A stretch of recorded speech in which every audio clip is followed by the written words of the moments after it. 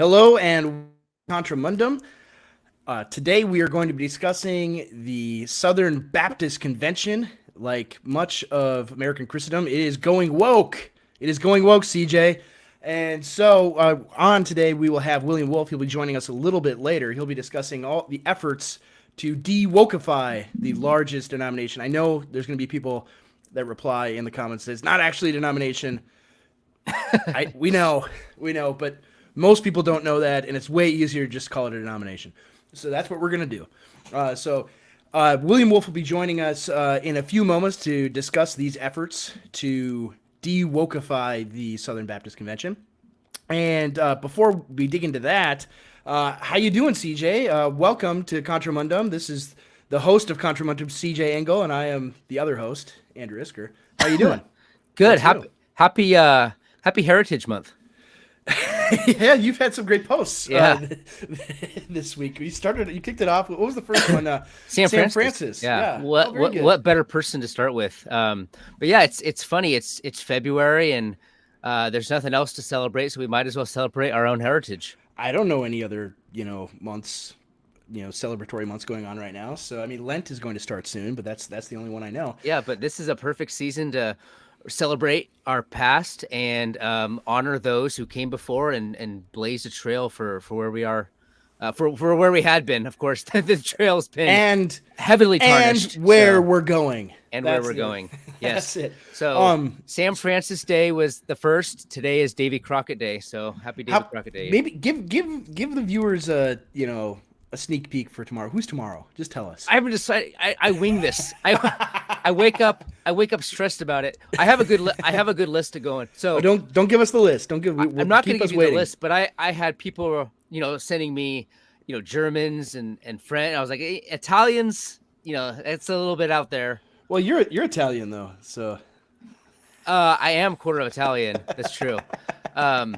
But I had to limit it somehow. Like there was I got hundreds of people on my list. I'm like, how am I gonna limit this? So I'm gonna make it basically Anglo-American is gonna be my boundaries. Otherwise, it's like we have so many cool people in our past and in Western civilization. It's so hard to choose. But what a time to be alive! We can study all the greats. So well, and the other thing in the news before we can discuss this before William joins us. I think he will join us about 5:30 Central Time here. Is that today the United States did a bunch of airstrikes in Syria and Iraq, so against ostensibly Iranian or Iranian adjacent targets. So what are your thoughts about that, CJ? I'm hearing this now for the first time. I've been really busy and offline. Except for my heritage posts, but this is news to me, and I think it's predictable. Desperate regimes do desperate things, and it's sad. So that's my take. I don't even know what's going on. Is Lindsey Graham's probably happy? So yeah, exactly. There we go. This is from Rusty Shackelford. If Donald Trump doesn't make the list, I'll know they got to you. So that's he better be on the list. I already know who my capstone on the 29th is going to be. Oh yeah, it is the 29th. We get an extra day today. Yeah. So I already know who the capstone's going to be, and it's not Donald Trump. I can say that right now. I'm leaving. I'm out of here. Podcast over. It's also not DeSantis. So well, all right. Well, he'll be on he'll be on February 30th. Yes, it's true. Very good. By the way, Andrew, our predictions have been completely vindicated in the sense that Ron is much better now that he's back in his governorship. I know. He's not a campaigner. He's not supposed to be a man on the national scene. He's supposed to defend Florida, defend the border, and push back against the Democrats. Not just the Democrats, but just the entire the whole system, the whole structure in Washington, and that's where he belongs. So he's been great. Yeah, I was just down there in Florida. I mean, I attribute it to me being there in close proximity to part him. of it. But I mean, yeah, he quits this quixotic, never going anywhere presidential campaign, and immediately he tweets about deporting Ilhan Omar. I mean, it's great. But even the videos of him too, like he it's night and day. Like the guy's so relaxed, Yeah. and it feels like the weight of the world is no longer on his shoulders. And you have to think, yeah, he got pushed into doing it. My That wife. maybe, or people in his inner circle. Yeah. He never should have done it. And I mean, it remains to be seen if what his future will be. I don't think it's as president personally. Well, not now, but it could have been. No, Could have been. I mean, 2028. I don't think the possibility. I mean, it's a long way off, and Yeah. a lot of things could happen. But I just don't see it happening for him at all.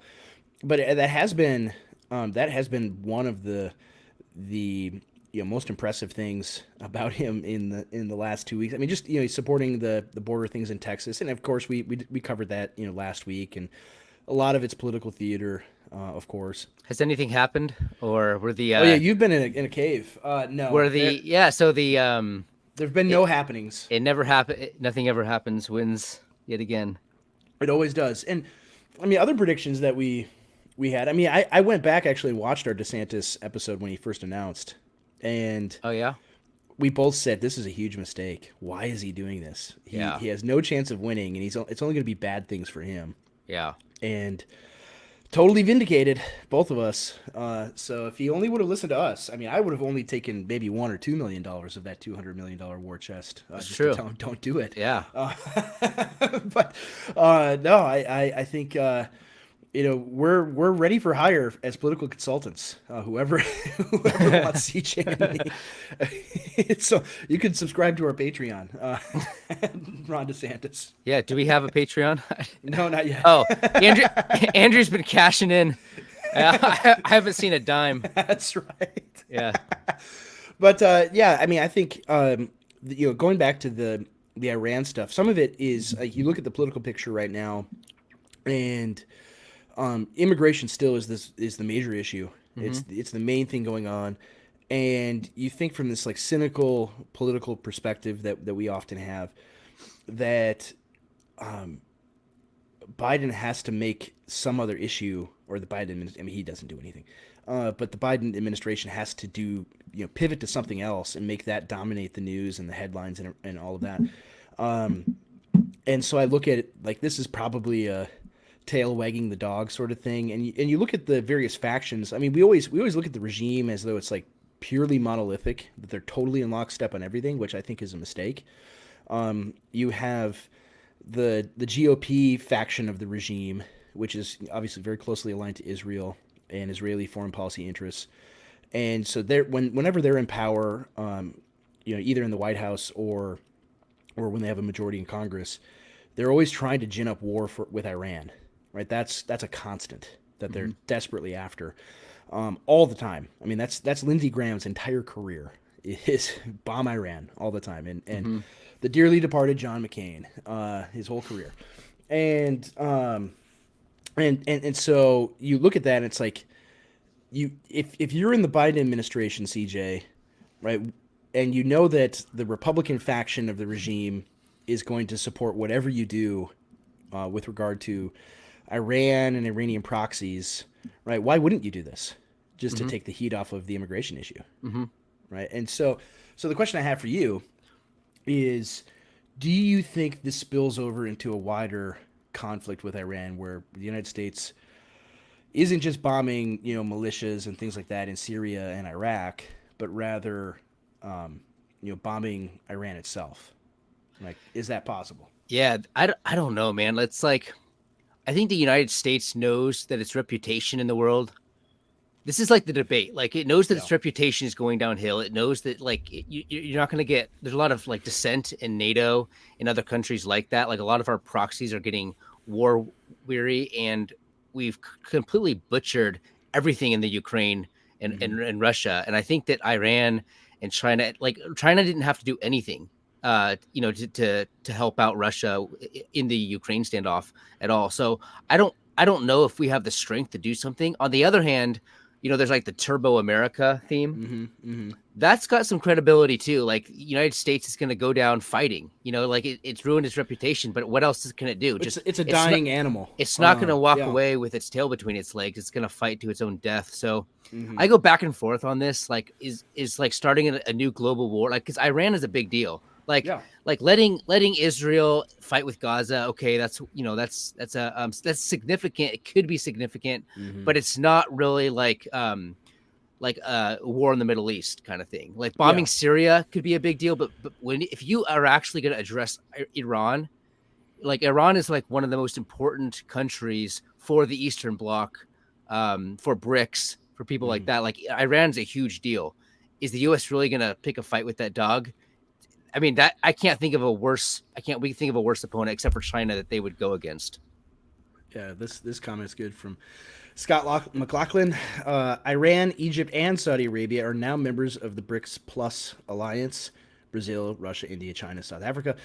That's the big picture. Iran and the Saudis equal low-cost oil for Indian and Chinese factories. That's it right there. But I mean, that's from like a geopolitical standpoint.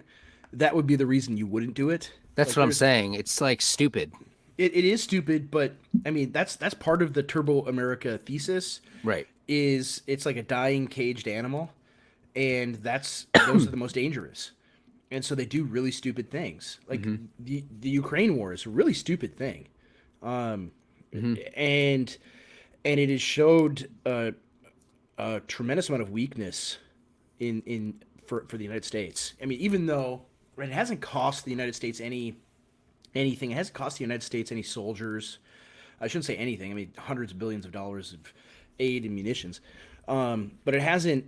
It's a proxy war. Like Americans haven't had to fight it, and yet, despite all of the aid and everything else, right? Russia has all but won the war, and so it's an embarrassment to the United States. Andrew looks nothing like he sounds. I don't know if that's good or bad,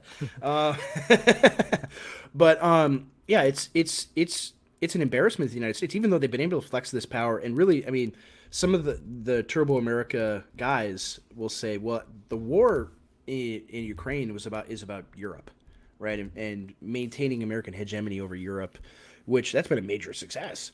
They cut off Russian gas from Germany and the rest of the European Union, and so it's a huge success, like in the short term, foreign policy wise, in maintaining this like iron fist on Europe. But it's good. Okay, good. But it is not. At the same time, in order to do that, you make yourself very vulnerable, and you show that you're not able to just sweep in and defeat the Russians as easily as they thought they would, right? That's what they thought. I think that's the weakness right there. I mean, Putin didn't have to do anything really. No, he just stood there. I'm a little bit disappointed that he didn't do more, but you can see why he didn't. He didn't need to. I mean, he's basically just bled America dry for a while. Yeah, and that's the other thing about that is, it's interesting. I was discussing with a BoomerCon relative, my family that watches Fox News all the time, and he's saying to me, well, because I was again critical of the American Russian proxy war in Ukraine, and he's like, well, we got to stop them, because if we don't, then they're going to roll into Poland and then into Germany and then into France and then into the UK, and then maybe they'll even come here. And it's total nonsense. That's right? What we were talking. We've talked about this many times before. Like this is like the recreation of the World War II myth, right? Like, it's so vital to American. Saddam Hussein was going to do the same thing in 2003. Exactly. Who's the next Hitler? It's like a cow they can continue to milk year after year. Although it's funny, like I hate like talking with my drying younger up brothers. Though. Yeah, it's funny because like I have young brothers. One's like 17, and one's like 20. So they're young. Okay. They're Zoomers. They're Zoomers. Yeah, they have it was hard for me to really come to to grips with like the World War II myth, right? That's a really I was born in 1990, right? You were born in the 80s. Like this is it's so part of our world, our mindset. They have zero like commitment either way. They're just every they're video just game, every movie. It's just they was have about no World War II yeah, in the 90s and the 2000s. They have no I grew up seeing Hitler as like the personification of evil on earth, and Churchill is like his antithesis, right? The ultimate good. Yeah, the angel of light. They don't. They're neutral on both of them. It's really interesting. That can be really bad, right? Because they have no fealty to Western civilization at all. But it could be like a good thing because the myth no longer captures their mind. So it's interesting. Exactly. They're not going to think like, why would he invade Poland and Germany? But like talking to this, the point I wanted to make though, which is interesting, and I want your opinion on this, is I said, well, I think that's absurd and ridiculous. I mean, it's the silliest thing I've ever heard. But say it's true, right? Say that it's true, and you've got Russian tanks in Berlin and Paris and London, and they're occupied and they're ruled over by Putin, evil Putin. How could it be any worse than what Europe is right now? Mm-hmm. Right? You're totally overrun by millions of Middle Easterners and Sub-Saharan Africans and North Africans, and they are allowed to do whatever they want. I mean, they commit rape and murder. They commit terrorist attacks, and get like almost no sentence, if any at all. Nobody gets deported. I mean, it's horrible, right? Mm-hmm. And they destroy beautiful cities and everything else. Right? How is that worse? And plus, like living under American hegemony, mm-hmm. right? Mm-hmm. Like the United States bombs your pipeline to get gas. Yeah. If you're living in Germany, and you just have to sit and take it. Yeah. Right. How would that be any worse if you were occupied by the Russians? Like, I mean, I was trying to get that across, and it's like, I don't think it would be. Well, it's funny. They don't think of Germany and France, like all of Western Europe. They don't think of them as currently occupied. No. They're occupied by the American ideology. They're occupied by the gay regime. Like that's it's. I have my wife has her grandparents and aunts and uncles all live in rural Germany, like a small village in Germany, and they recognize it's really obvious when you're in rural Germany and you're more connected to the past. You recognize that you are living in foreign occupation, and they know they've been living like that. So you're not allowed to publicly admit it there, but they've been living like that since the 40s. And it's really obvious to them that we have not bolstered, German pride in itself. If anything, that's totally been the entire project. So again, like, what is Russia going to make that worse? I don't think so. No. I don't think so. No, and of course, they're never going to do that. They don't have nobody has the Chinese don't have the ability to do that, even if they wanted to. Even though they have 100 million man army. They don't have the ability. I mean, just even when you look at the Ukraine war and you just think about like modern warfare in general, it's terrifying, right? And you're not able to have mass formations of infantry, and you're not going to. I mean, you don't have air superiority over there, and so you think of like the possibility of a world war. It would look nothing like World War II, where you have these huge armies clashing with each other. Right. It's like squad level combat, and in trenches, and everybody has to be spread up because drones are everywhere, and there's minefields across all of eastern Ukraine. Like that's what modern warfare looks like. And the other thing about it is like there's still nuclear weapons and tactical nuclear weapons. Mm-hmm. So even in the situation like, oh, the Chinese are going to invade Taiwan. Right. Well, what would the United States do at that point? They would completely bomb all of those Chinese infantry divisions that are sailing the 90 miles to Taiwan, like with nuclear weapons. Like that's what would happen. And so it's a terrifying prospect to even consider, and why the United States, this is a good point by Sir Dennis Eaton Hogg, all NATO cares about is keeping Germany and Russia from allying. The pair would rule far and wide. Yes, 100%. 100% true. I mean, not even just ruling like in terms of political command, but economically. I mean, Yeah. two massive economic powerhouses, I don't and I one don't has see oil that. and the other doesn't. I don't know if they could ally. I mean, that seems. I mean, It eventually would it could get there, but it wouldn't it's be an alliance. It would be like an economic partnership. yeah. Is But like, I you know, mean, I think some sort of like significant world war, like that we talked about, like with like Turbo America would be yeah. like all the way to the top notch if they pursued anything like that.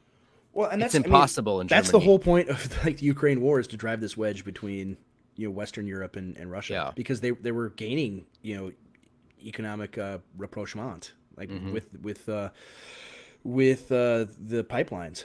And Yeah. so having any economic connection between Europe and Russia is had to end Hmm. from the perspective of the American regime. Hmm. And so no, like that is I think the whole concept of Turbo America is probably the most terrifying thing. And I look at it and yeah, like you, I vacillate between like Haywood's. It's just going to collapse with a whimper and not a bang. Right. And uh, They had it. maybe Yeah. I Yeah. hope I hope so. But Yeah. Exactly. Like Turbo America is not a white pill; it's a black pill. oh, it's a huge black pill. Yeah. Yeah. Yeah. But like this is what dying insane empires do. Like imagine if the Soviet Union went out Turbo America style. Like what would have happened? I mean, Right.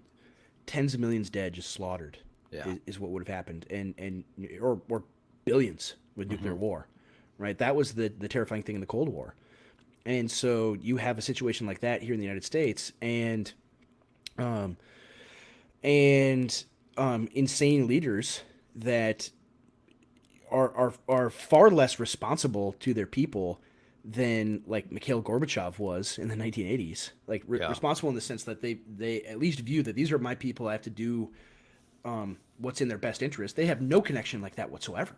Right. And so that's the thing that terrifies me the most. Yeah. Is I mean, that's a really good point. Imagine Russia in the 1980s opening its borders like yeah, that, like like, inviting in all the sub-Saharan Africans or Middle Easterners. Like they don't think about the power that can be gained from destroying their own cultures like we do. Like we're a suicide pact, you know. yeah. You even look at the Soviet Union, the amount of wealth, and it wasn't obviously, and they collapsed because they weren't wealthy, but the amount of wealth they expended on high culture and cultural Hmm. pursuits. I mean, it was kind of a LARP in some ways, Yeah. but they financed symphonies and ballet and things that were traditionally Russian, Hmm. and Russian filmmaking. Which many very high quality films were produced by the Soviet Union, Yeah. and so they. I mean, you think about this in terms of like the Civilization computer game, but they pursued cultural victory, not like the United States was capable of doing with its propaganda machine.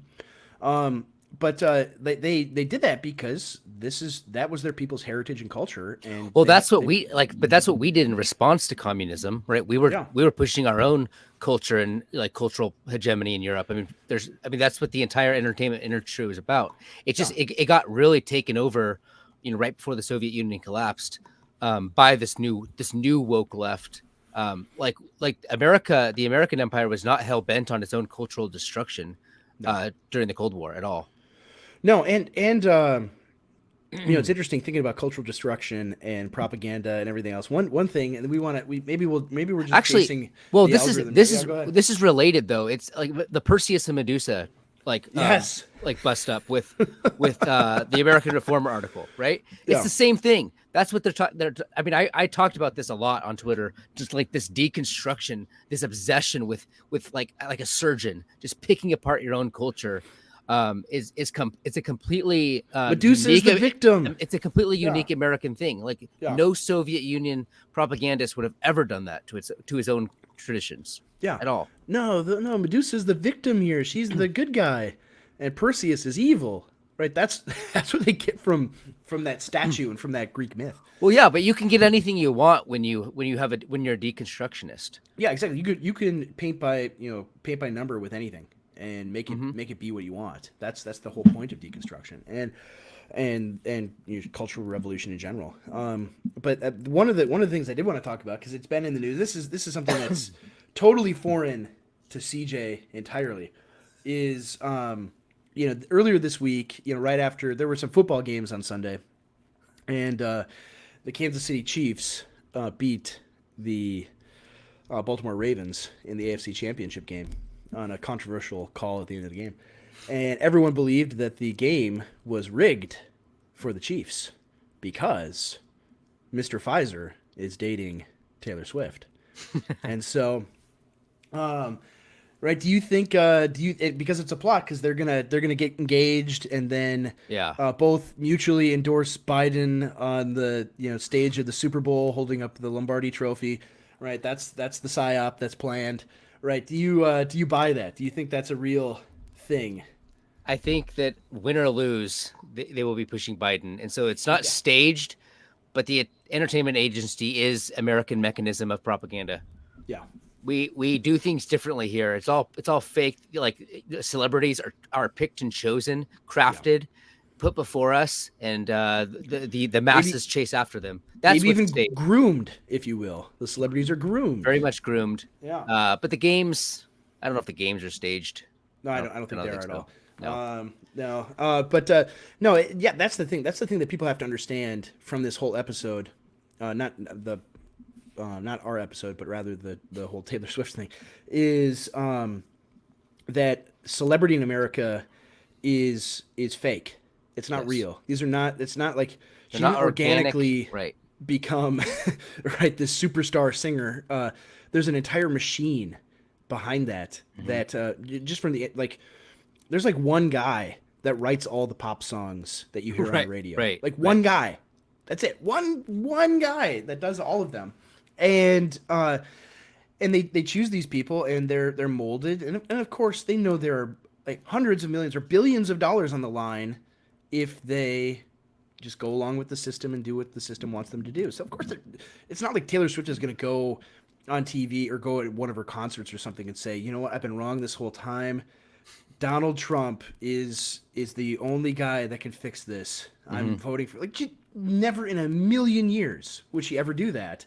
Even if she believed it, right? She personally might believe that, but no, I don't think she does, because it's not possible, because they condition these people, right, celebrities to think these things. And I don't think she's like intellectually capable of understanding any of these arguments. And so like that's what American celebrity is American celebrity is totally fictitious. It's not like, some singer is discovered. It's like we had an example of this almost with that one guy. What was his name? The Appalachian guy that sang that song that went viral. Oliver Anthony. Yeah. And it's like that's like one instance, and it kind of just immediately fizzled out, right? I mean, he's still out there, I guess, singing, but if he ever became big, it would mean the system got its hooks in him, mm-hmm. and they kind of already did a little bit. Like he did. Who's that fat comedian that never wears a shirt? I can't. Maybe in the comments somebody will tell me. He's just repulsive. Like he performed with him at some point, and it's basically like he was turned into a Yellowstone American mm-hmm. icon. That's mm-hmm. what they did with him, and that's what they do. That's what they always do. Is there is no organic popular culture. Bert Kreischer, that's right. Thank you. There's a reason I can't remember the guy's name. It's not organic in any sense. It's all manufactured. Everything popular that you see on television is completely fake, and it's made for consumption. It's made to reinforce the post-war consensus, right? That is Bert Kreischer. Yeah, let's Bert. I can't get that one comment to load. I gotcha. I'm like a boomer with a computer. I gotcha. How's that? Yeah, broadcast novelty screens are not culture. Culture is intergenerational, not novelties, and 2, live in person, not simulcast. That's true. I've been trying to make this point for a long time. Like that's why I call it pop culture. Yeah. It's like fake culture though. It's like a LARP. It's like LARPing culture. Like the products, the goods and services. That's why it's so ridiculous when people say like you have to have immigration because you love the tacos or whatever. Like it's like that's not culture. Yeah, that's like it's almost like I saw a good tweet today by Fisher King where he talked about you probably see these like subdevelopments all over major cities where there's a bunch of homes and condos and things like that, and they make like a main street in the Yeah. subdevelopment to make it look Yeah. like an old fashioned American town. And he said all the businesses fail because all of the people there are totally transient, right? They live there for a couple of years and then move out, and so they want to recreate the culture of an American small town, but you can't cargo cult that. It doesn't. Right. That's what it. That's what it is a cargo cult. It's not real. Like real towns have an identity. They have a purpose. Of They history. they have a history and an historic way of life that's Yeah. passed down from They generation to have a generation. struggle. They have something that they overcame together. Yes. Yeah, that bound them to one another. Absolutely. Like I mean, I live in California. I think that whole model of suburban developments was born here, so Yeah. I'm completely familiar with it. Yeah. Well, yeah. I mean, the history is like New York, west, north and west of Manhattan, of New York City. But that's where the original suburbs were. But it really developed and boomed in California. Yeah. But yeah, it is. It is really depressing when you think about it that way. When you realize like no, like that this is not how like real community. They want to make community. We want to have community, and it's like well, you can't have that Yeah. spontaneous, or rather, in a manufactured way. It has to be spontaneous and real, right? It has to be people living together with a shared and common purpose and a shared and common way of life, and you can't just make that happen. Yeah. It looks like finally we have our guest. Mr. William Wolfe. We'll bring him. You want me to add him on, or do you want to do it? I got it, I think. Okay. We'll see where he is. There he is. Okay. Hello, William. I have to move over. What's up, guys? Hey. Welcome to Contramundum. Let me clear out the chat here. So, we were discussing potpourri and various random topics about the week. So you don't have to comment on any of those things if you don't want to. Do you want to comment on Taylor Swift?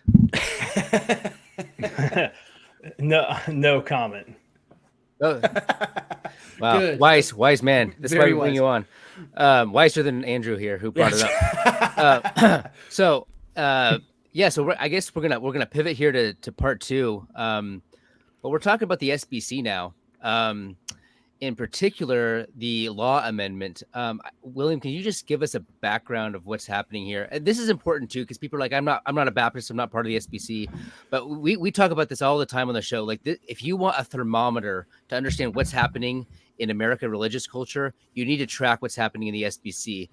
So it's an important for everybody of any denomination or theological background to understand what's going on here. So give us a rundown. Well, yeah, that's exactly right, CJ. And guys, thanks so much for having me on. The Southern Baptist Convention is the largest Protestant denomination in the United States, home to 47,000 churches, about 14 million members.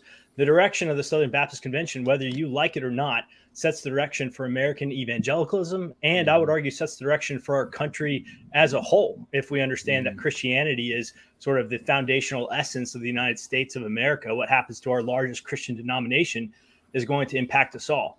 And when it comes to, taking a temperature check or a wellness check, one of the first signs of a failing immune system in an Orthodox confessional denomination is when they began to let go of the rope on women's ordination. Right. And now I said this on a tweet yesterday. I said compromise on egalitarianism always goes hand in hand with compromise on homosexuality, which I should have said almost always, because that's a little bit more accurate.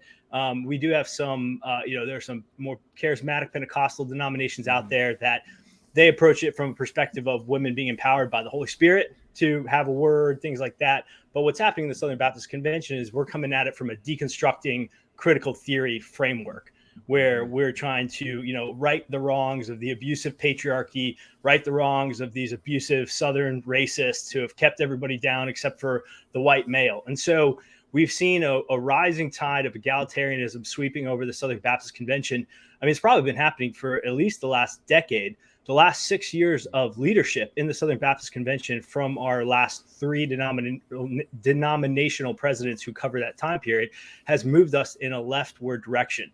And then one day, Mike Law, Boy Scout, good old, small church pastor in Arlington, Virginia, looked up and realized that there were 5 Southern Baptist churches within a 5-mile radius of him who had women pastors. And that is explicitly in contradiction to our confession. So is our confession a dead letter, or does it matter? And so Mike started adjudicating this issue with all the various committees. Baptists do love their committees. And he felt like he was getting a runaround. And so eventually Mike launched an effort to offer an amendment that takes what's in our Baptist Statement of Faith, the Baptist Faith and Message 2000, and embed it into our Constitution, which is in some ways perhaps a more binding document for how churches get into the SBC and operate. And there's been great pushback from the more big tent crowd, the guys in the Southern Baptist Convention, who really want us to not be Baptist, but to be general, non-denominational, egalitarian, friendly, a tent so big the whole world's inside of it. But Mike pushed hard over, for the fall of 2022 and the summer of 2023, and we secured the first passage. Now, this amendment, because it's a constitutional amendment, requires to be passage 2 times at a 2/3 majority vote each time. So we'll be heading back to Indianapolis, Indiana, for our annual convention this year in June of 2024. And this is the most important thing Southern Baptists can do, which is ratify the Mike Law Amendment to, protect the sanctity of the pulpit and to stand on God's word when it comes to how he orders his church. Mm-hmm. So what's the, I mean, you're kind of involved, or you have your, your thumb on the pulse of like the inner workings and the inner politics. Would you say it's getting pretty nasty? Like how hard is this being pushed against? Well, it's being pushed against very hard by, let's call them the power brokers, or we could call them the managerial elites of the SBC. If you're familiar with that framework of system operations, the SBC is full of bureaucrats and managerial elites who sort of matriculate through the system by playing the game, and their interests are not necessarily, if often, aligned with interest of your rank and file Southern Baptists. I saw data today that said 79% of Southern Baptist churches have an attendance of 100 or less. So that's 80% of our congregation. We could call them small, or we could just say normal, healthy churches, right? But in the big money and the big games and in the entities, these guys, they just want to keep sort of, this big tent perspective going. And so the main way that we're seeing it fought against right now is right on the heels of passing it the first time in New Orleans. This cohort, a cabal of 5 former presidents, including J.D. Greer and Ed Litton, came down to the microphone and offered that we create a new group in Baptist life to study the boundaries of our cooperation, because our Baptist Faith and Message uses this language that says churches have to closely identify with it, but it doesn't rack and stack, how close you can identify, how far you can identify, which ones you have to identify with, which ones you can't not identify with. And so I'm convinced this whole thing is an end run around the law amendment. So what this cooperation group is studying is, the history of Baptist confessionalism and cooperation. They're going to make recommendations. And my instinct says if they can come to anything that they're going to propose, they're going to try to sort of triage our commitments and say, these you have to stand on: Trinitarianism, believers' baptism, things like that. But then here are some other areas where you can disagree with us, and we'll still take your money and let you use our mission sending agencies and things like that. So that cooperation group is still working right now. They've not made any public proposals. This is just my game theory of what's happening. So that's a big push. And then really what we've seen, CJ and Andrew, is that there's just a lot of misinformation about the law amendment. The opponents are trying to spin it like it's intent on coming after women serving in a role like a children's pastor, or things like that. Now, look, this is what's so funny is these guys, which is typical. That's how these people always frame things, right? Mm-hmm. Yeah. So it's like, I don't think you should call, the children's pastor position, if it's a female, it's not an elder, you shouldn't call it pastor. But as I said in another podcast recently, I think better of my Baptist brethren. I think that if we adjudicate this issue all the way out, I trust that they'll be humble, submissive to God's word, and, take the 10 seconds it takes to retitle their positions appropriately. But that's where the fear mongering is really coming. They're like, well, look, I think only qualified men can be elders. Only qualified men can be pastors who operate with the authority of an elder. But I don't want to kick out a church that has, a mistitled position. And I don't either. But that's not really what this is about, because there are plenty of teaching and preaching and elder practicing women across the Southern Baptist Convention. So, Go ahead, CJ. so the law amendment would basically just they couldn't be part of the SBC anymore if they continued in this practicing this, right? Is that what's going on?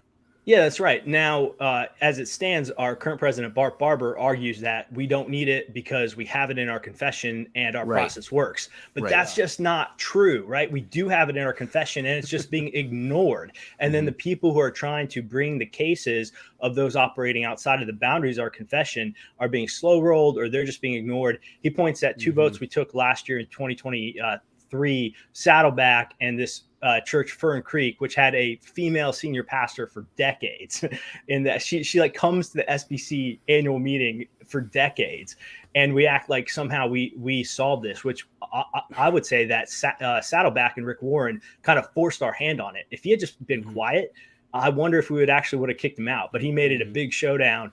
But look, that's the exception that proves the rule, in my opinion. And we've got a backlog of thousands of these churches that practice just like Saddleback. You know, that's happening. Right.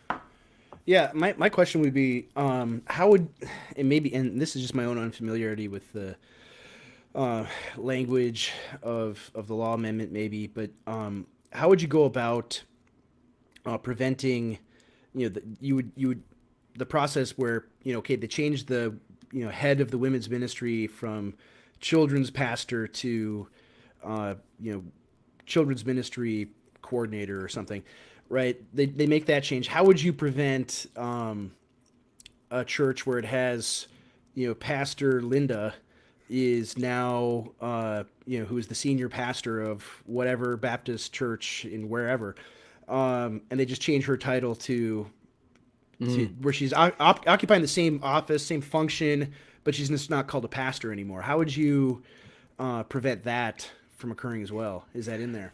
Yeah, that's a fun hypothetical, Andrew, but I think my immediate instinct would be that these people, they won't do that, right? Like I think I'd be stretched to imagine a committed egalitarian who thinks that they are operating according to scripture and God's word and saying, oh, well, you know what, let me just not call myself a pastor anymore. Like that's probably part of their identity.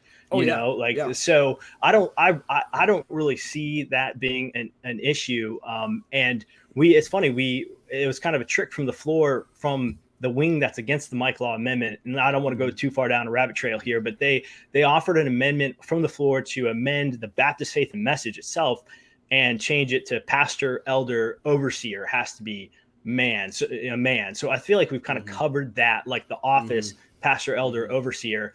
And so I think that if they're occupying the function without the title, I think we could still adjudicate that, but I think that'd be really rare. Yeah. Okay. So things are getting heated up again. Has anything happened recently? Because, like Andrew and I were talking beforehand, it's a funny week to do this because he and I have been like traveling and super busy. So we haven't been paying attention. But the reason I asked you on is it seems like things are getting heated up and that there are several conversations or events or news, headlines about this. So are things changing at all? Are things getting heated up? Are you able to anticipate where this is all going? And what's the reading of the room? Yeah, so we're a little over 4 months out to the convention. So things are starting to tick up. And also what's making things newsworthy is we've had a couple of people who have announced that they're running for president of the Southern Baptist Convention. So one individual is Pastor Clint Presley out of Charlotte, North Carolina, Hickory Grove Baptist. Another guy is a guy named Mike Keybone. He's in Oklahoma. And so we've got two candidates. So that's catching news. Are they conservative? Are they conservative? Do you know? Yeah. So Mike Keybone does not support the law amendment, plain and simple. Oh, okay. Now he has been deeply involved in all these sexual abuse reform issues in the Southern Baptist Convention, and that's something else that continues to catch a lot of news. Clint Presley does support the law amendment. He signed a letter that Mike Law led last year to rally pastors. It got almost 3,000 signatures and sort of made the issue, unavoidable. The powers that be could not ignore it with the work and the support that Mike put in and got. And so Clint says he supports it. So that's a clear divide right there between them as it stands today. Andrew, you had a question there, right? Yeah. I mean, I guess I kind of want to go back to the previous presidents and the current one who also donated to the opponent of our friend Dusty Evers, Barber, even though he doesn't live like in the district. It's weird. I guess my question is like, how much sway did those men have over, how many messengers do you guys have at a convention? Like, like 10,000, or how many people? And how much sway do they have over, like, how many people are like, oh, Ed Litton said this, well, I'm going to do that. Or J.D. Greear said this, I'm going to listen to him. That's a good question. So the way I scope out the factions in Baptist life, and I'll try to do this in an objective fashion without necessarily, subjectively judging them, is I see about three main camps in Baptist life. But I will use personalities that help mark them. Okay. So there is the J.D. Greear, Ed Litton, Danny Aiken wing of the Southern Baptist Convention. These guys are, I call them the big tent guys. They're the ones who they say mission matters most. We're all about just spreading the gospel. They might sometimes talk about things like cheerful confessionalism, but the emphasis on the cheerful and not the confessionalism. And these guys, they're the ones that I think really own this idea that the quote unquote world is watching this. So I would argue that camp has a disposition that I think can actually be objectively proven through their writings, that what they care a lot about is op-eds in the New York Times, op-eds from the Atlantic, Houston Chronicle reports, and things like that. And so, they actually very explicitly do not want a reversion to what they would call fundamentalism. So Tim Keller wrote sort of, and these guys are very influenced by Keller and Keller's model, right? So Keller wrote about the future of evangelicalism and sort of numbered it 1, 2, 3, and 4, where you had, I think 1 would be like fundamentalists, 2 would be complementarian evangelicals, 3 would be egalitarian evangelicals, and then 4 would essentially be like evangelicals. And Keller argued that the future of evangelicalism in America is 2 and 3s working together and keeping the 1s and 4s out. But that's of course. I mean, that's so funny. Like, we talk a lot about politics and strategy, and the center, the liberal center, keeping the extremities away from influence. It's just interesting to see how often this model shows up, not only in political life but in religious politics as well.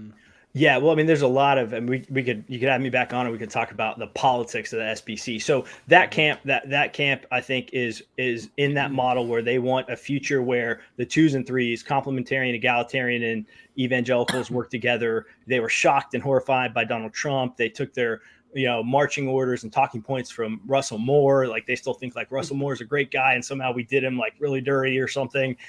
So that's that camp. Then the second camp, I would call them the Albert Mohler, 9 Marks, Louisville centered, like, conservatives, right? And so these are guys who I think have stronger convictions on paper, but I would say with the rise of wokeness, a lot of folks in that bucket sort of gave in on some things, particularly on racial stuff, not so much on egalitarianism, et cetera. And then moving on to the other camp, you have the Conservative Baptist Network, which was launched a few years back.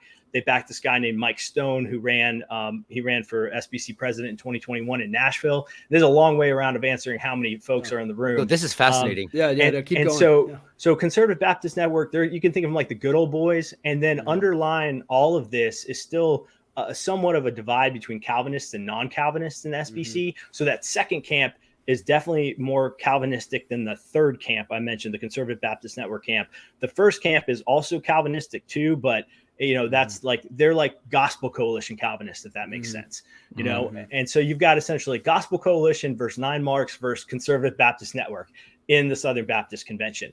So in terms of numbers, I would suggest that the vast majority of the base of Southern Baptists are far more in the Conservative Baptist Network camp. But then in terms of who comes to the convention, well, the entities like the North American Mission Board and the International Missions Board and all the seminaries and Lifeway and the ERLC, they help get their people to the convention. Yeah. So they have this built-in turnout advantage that skews to that third most liberal side of the Southern Baptist Convention. I've run the numbers. On average, our attendance over the last 7-8 years has been something about 12,000. So we had about 12,000 in New Orleans. We had 8,000 the year before in Anaheim, which is a terrible location for Southern Baptists in Anaheim, California. But this, everything I just spelled out for you, let me kind of wrap it up in a good example. We had 20,000 people come to Nashville in 2021. And what drove that turnout? Well, a couple of things. One was we were still dealing with the fallout of passing this ridiculous resolution calling critical race theory an analytical tool, resolution number 9. And that launched the documentary from Tom Askell, By What Standard? And so the conservatives were kind of waking up to what I've been calling the fact that there's a liberal resurgence happening in the Southern Baptist Convention. So they turned out for that. But then you had the threes really turning out because of the Houston Chronicles report and the allegations of this widespread, decades-long sexual abuse issues in the Southern Baptist Convention. And so we had 20,000 people there, and that gave us the candidates of Stone, Moeller, and Litton. And then the second ballot was Stone and Litton, and then Litton won. And then 3 days later, we found out he's just a big plagiarist who, knocks off J.D. Greer's sermons and stories. And so then he was earlier about that. Yeah, he was a one-term president. So here's my contention, man. I think that if we can get numbers pushing like 15, 16,000 in Indy, which is a climb, but I think we can win the room. These guys, they have some influence, but the Mike Law Amendment did pass by about 80% last year. Okay. Right. So they got to pick off a lot of people, or they got to bring a lot more, which that gets into why is this guy Mike Keybone running with his location from the most sort of aggressive, to use that word, sexual abuse reform crew, is maybe to drive numbers out for that agenda. Yeah, it's sort of like Democrats when they make the issue about abortion, that drives voter turnout. Similar along those lines. And I mean, I think so. Like just even like the location, really of each meeting of the SBC. Yeah, it's really political. matters. It's political. Yeah. Like Indiana, it's in Indianapolis this year. You said. Yeah, it's in Indianapolis. It's interesting. That's okay. Good. It's an okay location. It's really funny when you look at the density of Southern Baptists around the country. They are where you would expect them to be. Okay, so essentially, as soon as you go north past Kentucky, the numbers fall from like thousands of Baptist churches to hundreds of Baptist churches, right? So Indiana has about 400 Baptist churches. Ohio has less than 400 Baptist churches. Missouri is an outlier. Missouri's got about like 2,000, but then you get into Kansas and it's got like 200. The whole western region of the United States, like not even hardly worth like recruiting people out there. Though if you're out there and you're conservative, please come. The two biggest density locations are Texas with about 6,000 and North Carolina with 4,000. Florida, Georgia have thousands as well. But if you sort of run, and I've done this, if you sort of do 300 kilometers out in a circle from around Indianapolis, you pick up a lot of good Southern Baptist strongholds. So I'm hoping people make the drive. You can make that drive in a day, and you need to do it and show up. Let me just ask this because I'm from California. And I mean, obviously, the big thing out here, like there's a lot of mega churches that are unaffiliated. There's a lot of like Calvary Chapel, although those are dying off. But are there? I mean, obviously Saddleback. But is there any other like big SBC stuff out here? Well, California has about 1,000 SBC churches. It's a bigger stronghold. It also has a seminary. Gateway Seminary is out there, and that's one of the 6 Southern Baptist seminaries. So yeah, there's some, but out there, I'd say a lot of them are probably more into the seeker-sensitive model of churches. But there's definitely some good guys out there. I hope they show up. When I was at Founders Conference, I met a guy from Alaska. Alaska Southern Baptist pastor, and he came to New Orleans with his team to vote for the law amendment, and he's coming back to Indianapolis. Cool. So if he can do it, my brothers in the 48 contiguous United States of America, you have no excuse. Exactly. I guess one of my questions is, you mentioned how they have their own kind of ballot harvesting operation among the, with Lifeway and ERLC and all the various, bureaucratic arms of the Southern Baptist Convention, where they can just take the, cooperative money and pay to, take people there and get more votes. Yeah. Is there any effort to, ban that practice where it's like, no, you got to pay your own way? Just like just like the pastor from a 70-person church in rural Kentucky or something, you've got to pay for yourself. Yeah, there's been some conversations about making sure that entities aren't directly spending entity allocated funds to get people there. But here's where the kicker is, and it'd be almost impossible to get at this without like a major change to the system, which is that the North American Mission Board, provides financial support to their church planters. And so that money just goes into the general church, planting bucket, and then they can draw from that to come to the convention. And I'll be honest, guys, like, NAM is a little bit like the mafia in the SBC. They have a ton of money, and they do not broach criticism. And if you criticize them, then they will turn the spigot off. And that'll leave a lot of guys high and dry, particularly these church planners who are dependent upon that NAM money to become solvent. But this is a structural issue that's multiple years down the line here, which is that NAM is fundamentally planning a lot of hardly Baptist churches, barely Baptist churches, not SBC churches, but barely Baptist churches.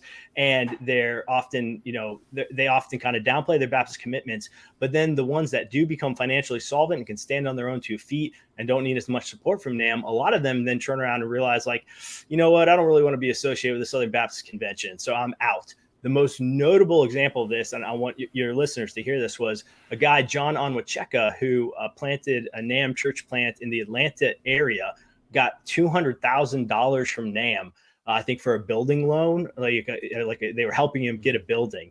And a year later, he turned around and wrote a letter calling us all a bunch of racists and left. So how many small struggling churches in the Rust Belt, in Appalachia, in the South, which is our historical stronghold, aren't getting treatment like that? So many. Yeah. One of the things I like about all this is the law amendment was sort of an initiative by conservatives, and usually, like in every other area of like our institutions, conservatives are always playing the defensive. I mean, this is one of the rare examples of conservatives on the opposition, on the offense.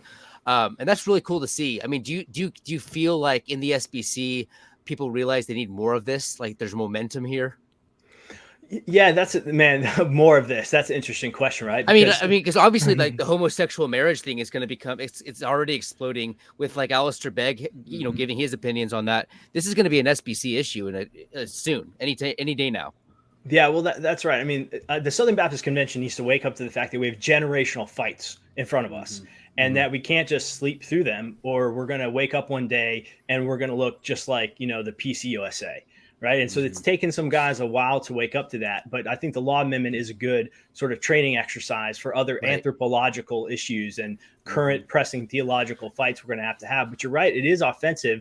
And it was a big win. I mean, coming out of New Orleans, man, it was euphoric. It was great to score a win for the conservatives. And I think there's nothing more important than passing it again to give conservatives a sense that they can reclaim this institution. So I know you guys think about this issue a lot, which is sort of like institutional efforts in America, and the degradation of our institutions. And, I know CJ, you're just waiting to leave our country as soon as you can. But, like I'd love to leave California and enter your country. Yeah. So, but the Southern Baptist Convention is uniquely strategic in the fact that the mechanisms that exist can still be deployed and won by conservatives, but it really does depend on getting the votes there to do it. So it can be done. It's not too far gone, but we need people to join the fight and make it happen. Yeah, that's cool. I love that. I'm also, I guess my last question here, and I don't want to take too much of your time. We're butting up at the end of our hour anyways. What about non-Baptists, Presbyterians? What can they do to encourage or offer, any sort of support, to Baptists who could actually make a difference and keep this train moving? Yeah, well, I mean, I'll mention a very specific fun thing. Helen Andrews is the editor at the American Conservative, and she asked me to write up a piece on the convention last year. And she's Eastern Orthodox. She doesn't have a dog in the SBC fight necessarily, but she recognizes the critical importance of it to America. She recognizes America's Protestant heritage, that we need to be a renewed Protestant country, and how the Southern Baptist Convention needs to play a role in that. So one, you guys could stop saying that Baptists aren't reformed, that would help. No, Not us. Yeah, I'm just kidding. Well, actually, Don't say that. and to be clear, if there are non-reformed Baptists listening to this, I recognize your position and welcome you as brothers. So then, honestly, just getting the message out. So thanks for having me on. You could do some like critical analysis of it if you guys want to write on it. Money, so like money is helpful. One of the things that I'm working with people to try to do is to raise a fund to supply scholarships for conservative messengers, right? For that pastor, because this is what's happening in a lot of churches is that they, say they get 4 messengers. Every church gets a minimum of 2, maximum of 12. Say they get 4, and in their budget, all they can really do is afford to send the pastor. That's 3 more votes. So that means 3 people in that congregation who are probably blue collar workers would have to take time off and, not get paid for it and then spend money on travel and lodging. And so we want to be able to help supplement those costs, for them as a worthy cause. So if some, mega donor manages to listen to this, we got a lot of millionaires. We got a lot of billionaires listening to the show. So get out your checkbooks. This is a worthy cause. Yeah. Right after you subscribe to our Patreon, then you can there support you go. the SBC. Yeah. There we go. Yeah. All right. Well, William, we really appreciate your time here. You're fighting the good fight. I love to see the momentum and the energy and the wins. Keep them coming. So we're praying for you guys. But I think that's all we have for today. Andrew, I think, got some visitors in his room. So you heard that? Yeah. The kids are back from the pool. I'm at the hotel on the way back from vacation. So I was like, CJ's like, oh, I could do this one with just William, and I'm like, no, this is important. I really want to be here for this. So thank you so much, William, for coming on. We'd love, especially as it gets closer to June, have you on again. Maybe have a special episode, even maybe during it. I'm sure you'll be extremely busy, but this is extremely crucial issue for not just the it sets SBC. The tone. It really sets the tone for the next few years. Well, yeah, even just last year. I mean, the shockwaves from it went throughout all of American Christianity, and people noticed it, and it boosted everyone.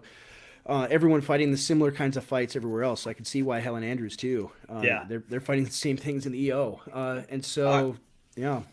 I'm gonna use a super cringe superhero analogy, but I'm just gonna do it because you said shockwaves and it made me think of this. In Superman and Batman: Dawn of Justice, whatever it's called, Superman dies, right?